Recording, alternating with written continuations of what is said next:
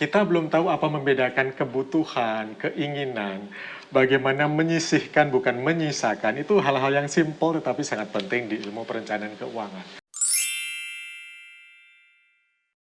Hai, ketemu lagi kita di Love Letters from Bali bareng saya Ayun Sundari. Hari ini saya akan mengajak Anda untuk membahas satu topik yang penting banget untuk saya, bagian dari mencintai diri sendiri dan memastikan bahwa kita bakal baik-baik saja di masa tua dengan merencanakan keuangan kita sebaik-baiknya. Ada Agus Heli. Halo. Agus Heli ini adalah seorang konsultan perencana keuangan dan juga seorang pengajar tentang perencanaan keuangan yang punya pengalaman lebih dari 15 tahun sebelumnya di dunia perbankan, termasuk Citibank, kemudian juga Commonwealth dan Tokyo Marine. Standard Chartered Bank. Dan Standard Chartered Bank. Dan pengalamannya banyak banget, makanya saya undang ke sini untuk membahas topik ini. Thank you, Mbak Ayun. Ya, saya mau tertarik nih ya untuk menggali lebih jauh topik yang banyak dihindari karena orang nggak mau melihat kenyataan bahwa masalah keuangan mereka berantakan, ya kan? Very sensitive issue. Very sensitive issue, tapi penting banget. Penting banget. Jadi hari ini saya mau bertanya nih yang pertama kali. Kamu sendiri sebagai seorang perbank yang latar belakangnya dunia perbankan, kok kemudian tertarik ngurusi perencanaan keuangan dan beralih profesi ini gimana? Thank you, Mbak Ayun. Very good question. Saya sebenarnya sangat beruntung punya background lama di banking. Saya terlahir dari bank-bank besar seperti Citibank, Commonwealth, Standard Chartered, dan Tokyo Marine juga. Ilmunya sangat bagus gitu ya. Tetapi ada satu ilmu yang namanya perencanaan keuangan yang saya sadarin itu selama 7 tahun terakhir ini. Kalau ditanya alasannya kenapa, well, biasanya kan kita involve karena kita sendiri juga ngelihat diri kita bahwa ternyata saya banyak melakukan kesalahan dalam hal keuangan. Serius? Iya, dulunya. Orang bank itu biasanya terkenal sebagai paling jago ngurus duit itu orang bank. Not in my case. Not in my case. Jadi kita belum tahu apa membedakan kebutuhan, keinginan, bagaimana menyisihkan bukan menyisakan. Itu hal-hal yang simpel tetapi sangat penting di ilmu perencanaan keuangan. Jadi kalau ditanya kenapa? Karena saya sadar bahwa I do mistake sebelumnya. Kemudian saya belajar ke Jakarta, ngambil certification-nya, bolak-balik Jakarta-Bali selama hampir 3 bulan waktu itu, 7 tahun yang lalu. Kemudian saya sadar, wow, ini ilmu bagus yang harusnya bukan cuma saya yang dapat. Terus saya mendengar di lingkungan bisik-bisik teman gitu, ternyata saya nggak sendiri. Dan akhirnya saya sadar bahwa ilmu ini diperlukan oleh semua masyarakat, komunitas kita. Dan akhirnya saya memutuskan mulai 6-7 tahun yang lalu bikin kayak workshop kecil-kecilan, ngumpul sama temen di kafe atau apa, ngopi biasa. Sambil minum kopi saya sisipin materi tentang keuangan. Jadi jadilah ngopi pintar. Jadi dari situ berharap orang dapat tip-tip lah enggak ya? Teman-teman dapat tip-tip untuk nggak ngulangi kesalahan yang kita bikin. Saya ngajak Agus ke sini ini karena saya agak prihatin nih, beberapa bulan terakhir saya baca pemberitaan tentang seorang artis ternama ya, yang kayaknya sangat-sangat laris dengan pendapatan yang tentu nggak kecil, tapi tiba-tiba menghadapi keadaan darurat dan harus sakit, terus harus narik dana, mencoba untuk menggalang dana untuk memenuhi kebutuhan pengobatan. Ya, bagi saya sangat memprihatinkan. Ya, apa yang salah? Gitu loh, sampai pendapatan yang begitu besar, bahkan kemudian untuk kebutuhan yang sangat mendesak, yang orang kan pasti sakit, itu dia tidak bisa penuhi. Apa ada yang salah? Ini kaitannya dengan perencanaan keuangan? Oke, very good question.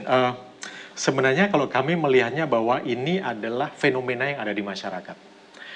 Ini bisa menjadi booming karena kebetulan menimpa seorang artis yang kita kenal gitu. Apakah itu ada di kalangan masyarakat? Sebenarnya banyak. Nah, makanya ilmu perencanaan keuangan itu menjadi penting. Pertanyaannya, ada kok yang income-nya sangat besar, tetapi ternyata nggak bisa handle untuk hal-hal seperti itu. Tapi ada juga yang kelihatannya pekerjaannya, maaf tanpa bermaksud mendiskreditkan pekerjaan tertentu, yang ibaratnya tukang beca, dagang warung, itu bahkan mereka bisa bangun rumah, bisa naik haji bahkan. Kan ada sinetronnya, tukang bubur naik haji. Naik haji. Ada kan sinetron itu. Itu adalah gambaran yang ada di masyarakat. Jadi kalau apakah ada hubungannya, sangat ada.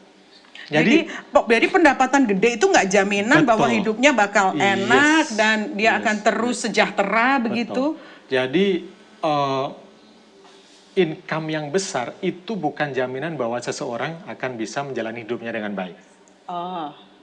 Nah, makanya kita harus tahu bagaimana kita mengelola, mulai dari yang paling basic adalah mengelola uang masuk dan uang keluar. Itu yang paling basic di perencanaan keuangan. Jangan masuknya sedikit, keluarnya lebih banyak ya nggak? Orang tua kita bilang jangan lebih besar pasak daripada tiang. Itu sebenarnya yang very basic sih sebenarnya. Prinsip Gitu. dasarnya itu? Prinsip dasarnya adalah itu. Tapi kalau kita bicara perencanaan keuangan itu very holistic.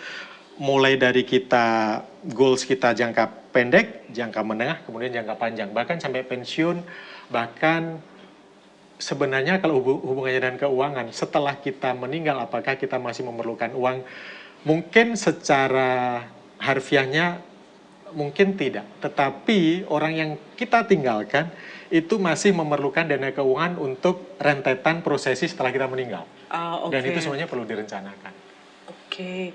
Terus kalau ngelihat bahwa selama ini kalau saya sebagai orang tua ya, saya itu kan biasanya orang tua udah tak doakan kamu dapat pekerjaan yang bagus, gajinya gede gitu. Itu nggak cukup ya. Jadi kamu harus tahu bagaimana pendapatan yang kamu dapatkan, itu kamu bisa kelola dengan baik gitu kan.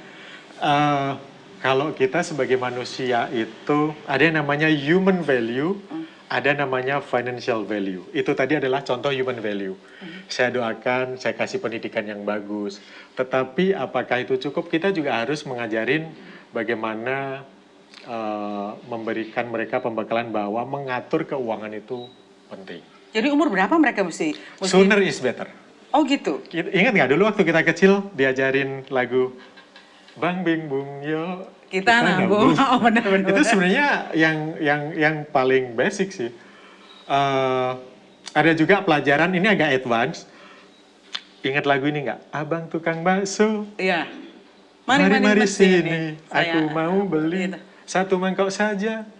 300 perak kalau 300 perak. Ya. Sekarang boleh nggak satu mangkok saja? Iya, boleh. Kamu mangkoknya aja pinjam nggak dikasih 300 perak. Sih, itu ada ilmu pelajaran keuangannya. Inflasi itu ada.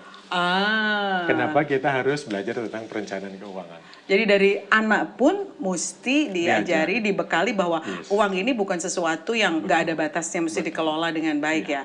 Tapi itu kan ngomongin orang bayangan saya yang perlu merencanakan keuangan itu kan orang yang punya duit. Sekarang gini deh. Kalau orang yang kerjaannya aja belum tentu dapat job, ya kan? Pendapatan belum tentu dapat. Kalaupun dapat sedikit, boro-boro direncanakan, mau dipakai aja berat. Jadi kalau kamu tadi bilang, hey, ini untuk semua orang, benar semua orang. Kalau orang yang pas-pasan gimana dong? Apa mereka perlu? Nah, ini dia misconception yang harus kita luruskan. Seolah-olah kalau kita bicara tentang perencanaan keuangan itu hanya untuk orang kaya. Padahal nggak. Sekarang pertanyaan ini, lalu income aja nggak pasti, apalagi lu nggak rencanain. Bisa tambah kacau nggak? Oke, fair. Iya kan? Jadi sebenarnya apakah orang yang tidak punya income secara reguler harus direncanakan? Harus. Dan itu ada tekniknya. Itu Tapi bisa. Tapi secara singkat bentuknya kayak apa sih? Kayak aku orang awam biasa, seorang ibu rumah tangga, ya. Bagaimana konsep itu aku terapkan dalam kehidupanku sehari-hari? Kasih contoh deh. Oke. Setiap orang kan punya pilihan bagaimana dia menjalani hidup. Agree ya, on that ya. Ada yang memutuskan untuk jadi pegawai negeri sipil, PNS. Ada yang memutuskan untuk jadi karyawan swasta. Ada yang memutuskan untuk jadi profesional. Ada yang memutuskan untuk jadi wirausaha, entrepreneur. Secara income, mereka pasti pattern-nya, polanya berbeda. PNS, karyawan, biasanya akan selalu ada setiap bulan. Kemudian entrepreneur, profesional mungkin ups and down. Nah, yang paling simpel adalah ambil contoh dulu yang karyawan. Karyawan kan udah tahu bahwa fixnya saya setiap bulan dapat sekian. Gajiku 5 juta. Nah, bagaimana kita mengatur 5 juta itu sesuai dengan bagaimana kita bisa mengatur 5 juta itu untuk memenuhi kehidupan kita. Artinya gini loh, again, hidup itu pilihan. Kalau kira-kira income kita 5 juta, gayanya jangan seperti 10 juta. Oke. Kalau Anda ingin bergaya 10 juta atau 15 juta, then kamu harus berusaha bagaimana mendapatkan 10 atau 15 juta. Nah, kenyataannya kan yang banyak terjadi adalah income-nya 5 juta tapi pengen bergayanya 20 juta. Sehingga muncullah pinjaman online bodong, Cicilan yang sudah over dari standarnya. Karena di ilmu perencanaan keuangan itu sebenarnya dengan basic sekian, kita itu ada loh rasio-rasio, saya harus menabungnya berapa persen, saya boleh cicil maksimum berapa persen dari income saya, yang saya harus sisihkan itu berapa persen, itu sebenarnya sudah ada aturannya. Oh, jadi ada teorinya. Ada teorinya, dan itu memang proven gitu loh, itu bisa. Nah, bagaimana dengan yang income-nya tidak tetap? Justru income-nya yang tidak tetap itu dia justru sangat harus hati-hati. Kita kan yang paling basic sebenarnya setiap manusia punya, pasti ada namanya kebutuhan, ada yang namanya keinginan. Nah, yang lebih krusial yang mana? Yang lebih penting? Ya kebutuhan lah. Kebutuhan lah ya, makan kebutuhan, sekolah bagi saya kebutuhan. Kesehatan juga kebutuhan dong. Itu Kebutuhan. ini yang kadang-kadang nggak dipikir. Betul. Ini kan yang paling basic. Kalau misalkan kita entrepreneur, ya bagaimana kita bisa mencukupin kebutuhan itu. Kalau ternyata misalkan, Pak, tapi saya nggak punya income, bagaimana saya bisa merencanakan?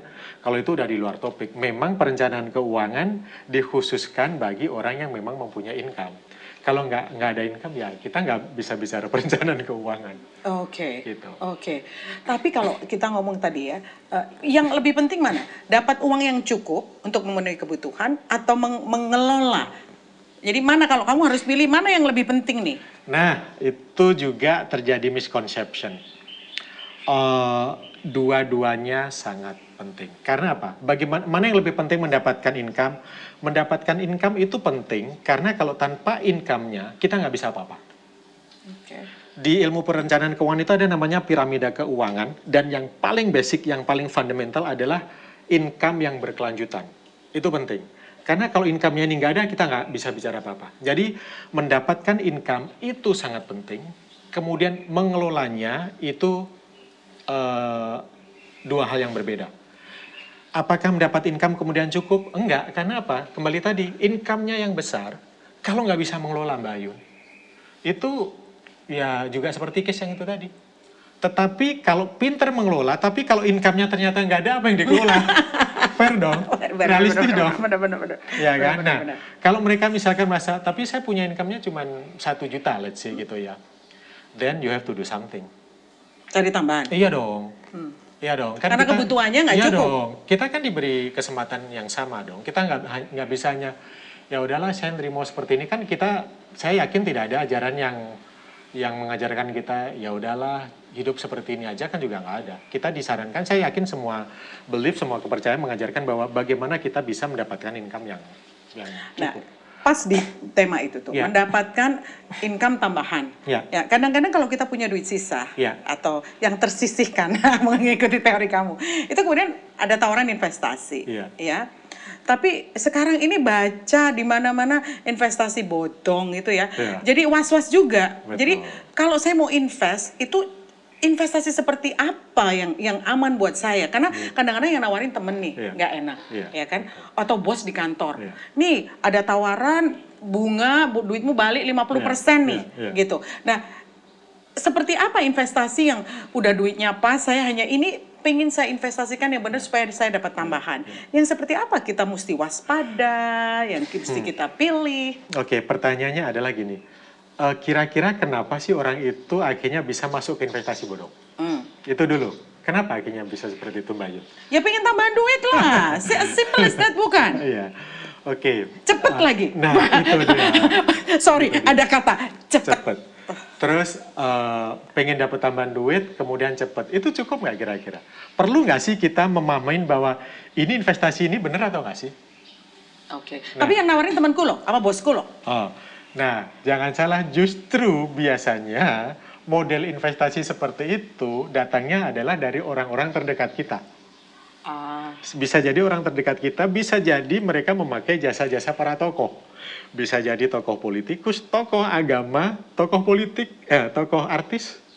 Mereka entah nyebutnya brand ambassador, entah apalah. Itu banyak yang akhirnya main seperti itu. Jadi kalau ditanya, investasi apa yang cocok dengan diri kita adalah investasi kepada instrumen yang Anda kuasai, yang Anda tahu. Jadi kalau saya nggak ngerti cryptocurrency, ada yang ngajak main kripto yuk. Then better not. Oke. Makanya ada istilah, the best investment adalah invest to yourself. invest pada diri dulu aja, belajar dulu aja yang benar. Promo sedikit bisa belajar di kelasnya. Di kelas kelasnya Om Agus ya, di Lintar Financial ya. Betul. Oke. Kalau jadi, tapi apa yang mesti diwaspadai itu? Apakah ada red flag nih sebelum kita invest itu? Ada red flag ya nggak? Ini kalau kira-kira tawarannya begini lebih baik nggak? Itu udah tanda-tanda. Ada nggak tip-tip misalnya itu? Yang pertama kan di Indonesia ada regulator dong. Kalau bidang keuangan dalam hal ini ada Otoritas Jasa Keuangan. Meskipun saya juga prihatin sih belakangan ini ada yang company misalkan mereka sudah klaim bahwa sudah dalam pengawasan OJK kok, tetapi masih ada aja, memang itu prihatin sih.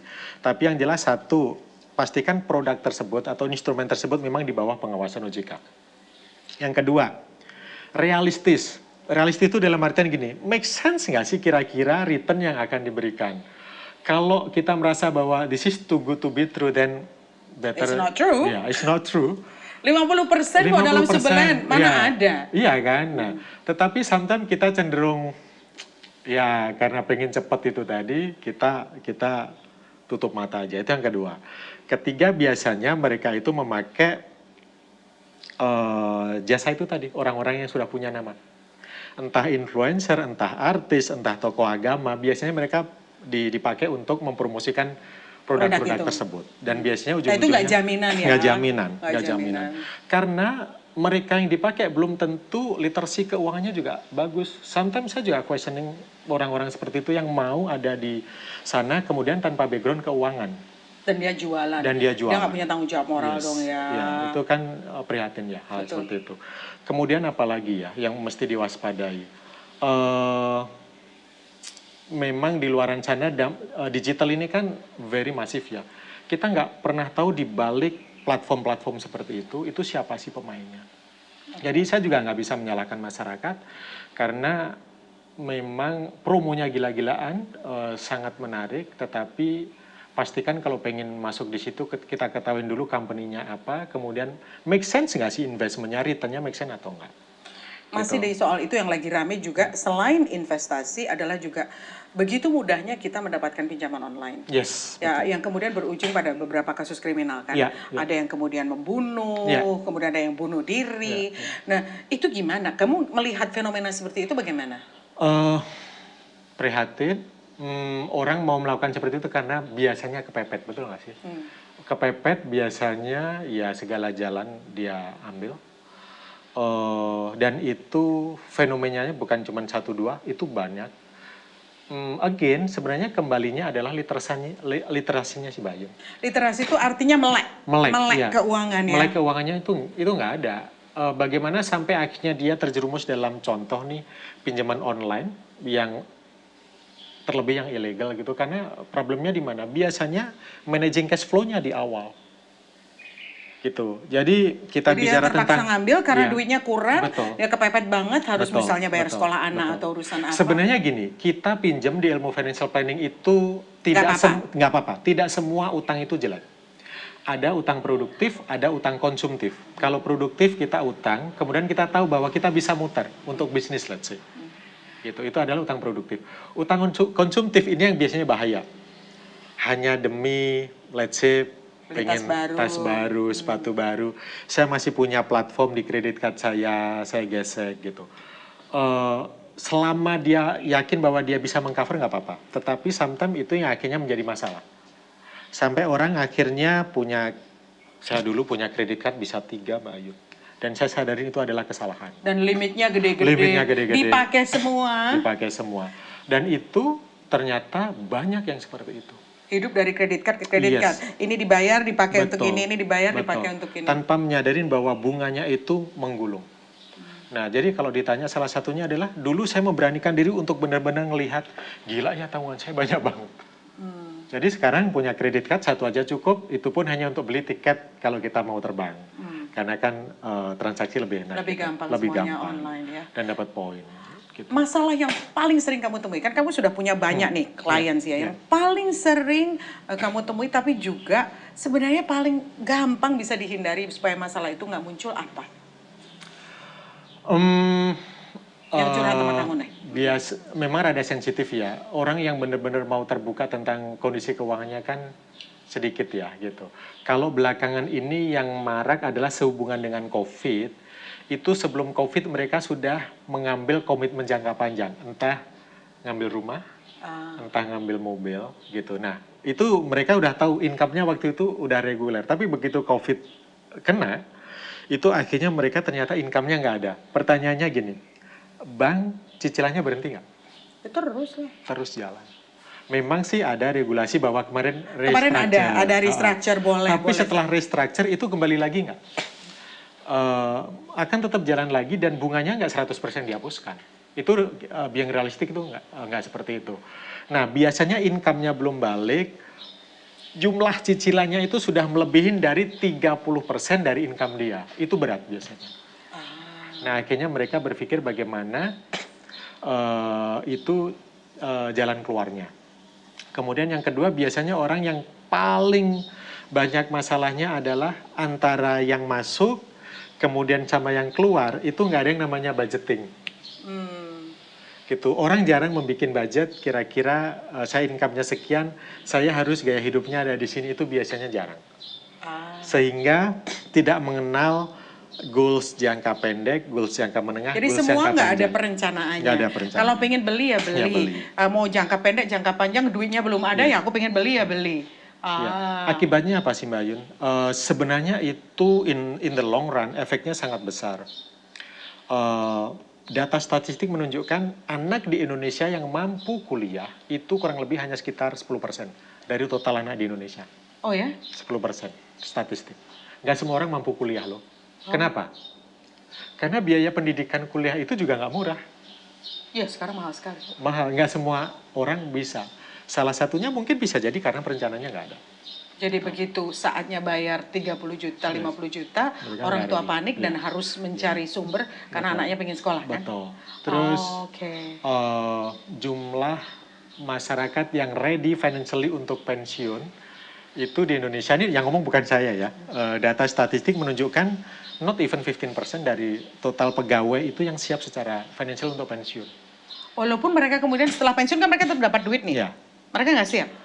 Yang dibilang nggak siap tuh apa? Ketika setelah pensiun hidupnya jadi susah atau bagaimana? Lifestyle itu pilihan setiap orang masing-masing. Tapi banyak juga yang ternyata ketika pensiun mereka merasa ngeluh, Pak, pensiun saya nggak cukup kok. Karena gaya hidupnya bisa sudah... jadi karena gaya hidup. Ya. Bisa jadi memang kalau dihitung memang terjadinya inflasi itu ada.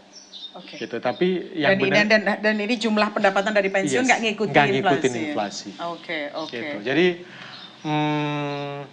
very kompleks kalau kita bicara perencanaan keuangan dan itu nyata.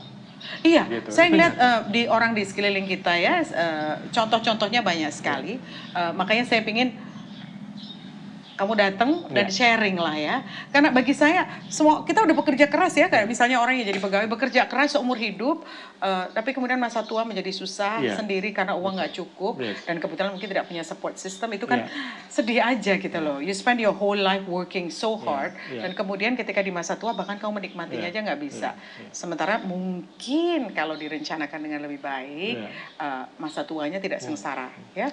Kalau ini di akhir pembicaraan kita, obrolan kita, aku pingin minta kamu berbagi dong 3 tip aja yang orang yang dengar kita hari ini bisa mulai berpikir dan mereka pakai praktis untuk perencanaan Tips keuangan. yang pertama adalah datang ke kelasnya Ngopi Pintar. Jualan deh, promosi.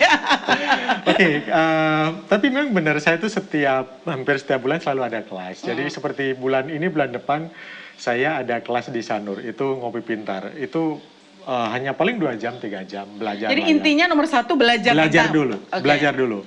Kalau misalkan belum ada waktu belajar, 1 kuncinya managing cash flow, mengelola uang masuk dan uang keluar. Nah, kita harus base-nya adalah uang masuk kita berapa, kita bikin budgeting nih dari uang masuk kita budgeting. Karena biasanya gini, kalau ada kok orang yang bilang bahwa gaji 3 juta nggak cukup, kemudian naik 5 juta menjadi 5 juta, karirnya naik. Kemudian naik lagi menjadi 10 juta. Menjadi 30 juta. Terus selalu bilang nggak cukup, berarti yang salah di mana dong? Iya nggak? Iya kan? Sampai levelnya... Dulu 3 juta, nggak ada sisanya, nggak cukup, 30 nggak sisa? Nggak ada sisa juga, pertanyaannya di mana gitu loh. Ya kan? Jadi managing cash flow, keluar masuk itu sangat penting. Orang biasanya jarang melakukan budgeting. Saya dulu juga nggak tahu bikin budgeting. Kayaknya gue mesti belajar nih. Nah, sampai akhirnya sekarang kalau di kelasnya diajarin bikin budgetingnya itu seperti apa. Oke. Itu yang pertama. Kemudian orang lupa yang namanya dana darurat. Ini mungkin orang bosen lah ngomongin dana darurat gitu, terlebih pandemi kemarin. Pandemik adalah pelajaran penting bahwa dana darurat itu sangat penting, harus kita punya. Kalau ngelihat kenapa saya undang Agus hari ini kan karena saya ngelihat ini artis nggak punya dana darurat. Ketika sakit jebret. Ya, dan orang salah berpikir, oh dana darurat itu adalah uang yang ada di kredit card itu bisa dana darurat. Bukan, itu bukan dana darurat. Itu jatuhnya adalah pinjaman. Oke. Gitu ya. Kemudian jadi harus disisihkan nih. Disisihkan bukan disisakan ya. Oke. Sisih dan sisa itu dua hal yang berbeda. Kalau disisihkan di depan atau di belakang? Ya di depan dong. Di depan. Biasanya kalau saya nabung nanti kalau sisa, biasanya sisa nggak sih? Ya enggak lah, beli tas. Biasanya nggak akan sisa. Jadi memang harus disisihkan. Jadi satu, managing cash flow, uang keluar masuk, kemudian dana darurat. Kemudian ingat bahwa goals kita, hidup kita ini panjang. Yang punya anak ada education plan. Kalau suatu saat mungkin mau nggak mau kita harus pensiun. Maksudnya gini, mungkin kita masih pengen bekerja, tetapi secara fisik, secara pikiran kita udah nggak mampu lagi. Hidup masih lanjut nggak? Ya lanjut lah. Oke, pertanyaan simpelnya gini, kira-kira pensiunnya itu setiap orang masing-masing ya. Mbak Yun sendiri, kira-kira pensiun yang nyaman itu setiap bulan berapa sih? Contoh nih, hanya contoh aja. Let's say berapa? Di Bali? 10 juta? 15? 10 juta itu boleh. Ya, 10 juta let's say. Nyaman ya? Nyaman. Decent life lah ya. Ya oke, itu cukup lah. Ya, ada yang 10, ada yang bilang saya kalau nggak 15 nggak mau. Saya kalau nggak 20 nggak mau. It's they call. Itu nggak ada utang loh ya? Ya, itu nggak ada cicilan loh ya? 10 juta, artinya setahun berapa? 120. 120. Kalau misalkan kita pensiun usianya let's say berapa? 60. Harapan hidup kita sampai berapa let's say? 80. Dari 60 ke 80 itu masih 20 tahun loh. Kalau misalkan kita harus menyiapkan 120 per tahun, kali 20 tahun berapa? 2,4 miliar. 2,4. Ya. Kalau dipikir nggak cukup, pusing. Nah, tapi ketika misalkan kita podcast seperti ini, mereka, aduh Pak, nggak usah lah perencanaan-perencanaan, toh semuanya akan baik-baik saja. Iya, nah, betul. Kadang ada yang masih berpikir seperti itu. Gitu. Jadi, tapi ya kalau misalkan kita nggak bisa rencanakan, kenapa ada orang yang hidupnya bisa successful di keuangan, ada yang nggak? Perbedaannya di mana? Karena yang satu mau membuat perencanaan, mereka benar-benar hati-hati dengan keuangannya. Gitu. Yang nggak bisa sukses mungkin karena dia ceroboh dengan keuangannya. Banyak nggak sih contoh di lingkungan kita yang income-nya besar, tetapi banyak. Terlalu banyak contohnya. Terlalu banyak contoh. Ya, saya ngelihat bahwa kalau kita emang sayang sama diri sendiri, kita harus mulai mikirin apa dalam jangka panjang yang baik untuk kita. Jadi ya harus direncanakan sih. Karena saya sedih aja ngelihat ya, untung kalau mungkin masih ada saudara dan sahabat yang bantu. Kalau enggak mau lari kemana? Gitu. Dan yang sangat disayangkan sebenarnya kalau mau belajar itu ya, again bukan saya promosi, belajar keuangan itu nggak lama kok. Kalau di kelas saya paling satu session 2 jam, 3 jam. Kalau mau ngambil certification, karena kebetulan kan saya juga memberikan certification keuangan, itu ada yang durasi 1 hari, durasi 1,5 hari, ada yang durasi 2 hari. Masalahnya hanya mau buat waktu mau buat waktu atau enggak. Untuk kalau misalkan bicara cost-nya, menurut saya cost-nya itu adalah investment yang akan kita pakai seumur hidup. Lebih menyakitkan apabila kita masuk ke investasi yang salah, ratusan juta, miliaran. Betul. Better belajar dulu lah, paling berapa juta sih? Untuk menghindari nggak kejungkel-jungkel ya. Yes, itu Agus, pesan thank saya. you ya. Thank you so much. For the enlightenment, ini jadi belajar banyak, salahnya perasaan banyak deh. Nggak apa-apa, selalu ada waktu untuk belajar. Untuk belajar ya, belum telat kan? Belum. Thank you, sehat-sehat selalu. Sahabat Love Letters from Bali, itu tadi obrolan kita. Mudah-mudahan ada banyak tip-tip yang bisa diambil ya. Lebih baik kita rencanakan dengan baik, supaya kita hidup lebih baik lagi di kedepannya nanti. Terima kasih udah bersama dengan saya dan Agus hari ini. Kita ketemu lagi di waktu yang akan datang ya. Bye!